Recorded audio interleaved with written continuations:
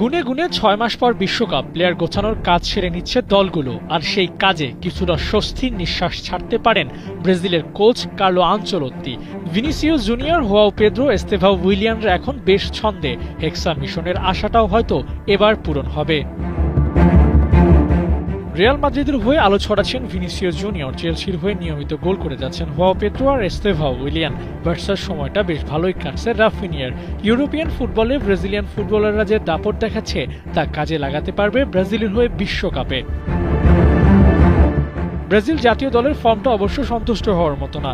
গেল ৫ ম্যাচে ২ জয়, ১ match draw, বাকি ২ হার। তাই কার্লো আনচেলোত্তিকে শিষ্যদের নিয়ে করতে হবে শক্ত প্ল্যান, আর সেই পথ কিছুটা এগিয়েও রাখছেন ১৮-র তরুণ তুর্কি এস্তেভাও উইলিয়ান। ব্রাজিলের হয়ে খেলা ৬ ম্যাচে করেছেন ৫ গোল। চলতি সিজনে চেলসির জার্সিতেও পেয়েছেন ৫টি গোল। সময়টা দারুণ যাচ্ছে ওর। প্রথমবার বিশ্বকাপ খেলতে নেমে এস্তেভাও এই ফর্মটা ধরে রাখতে পারলে নিশ্চিন্ত থাকবে ব্রাজিলের attacking line up. João Pedro নিয়মিত স্কোর করছেন। চেলসির সবশেষ ৫ ম্যাচে ২ গোল, অ্যাসিস্টেও আছে ধারাবাহিকতা। ১২ ম্যাচে ৭ গোলে অবদান রেখেছেন এই তারকা। গোল করানোয় অবশ্য ভিনিও কম নয়।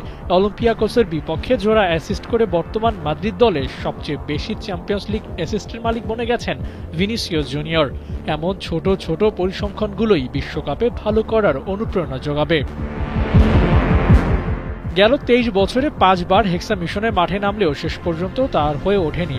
অভিজ্ঞতা আর তারুণ্যের মিশেলটা ঠিকঠাক কাজে লাগাতে পারলে এবার হয়তো বহুদিনের আশা পূরণ হবে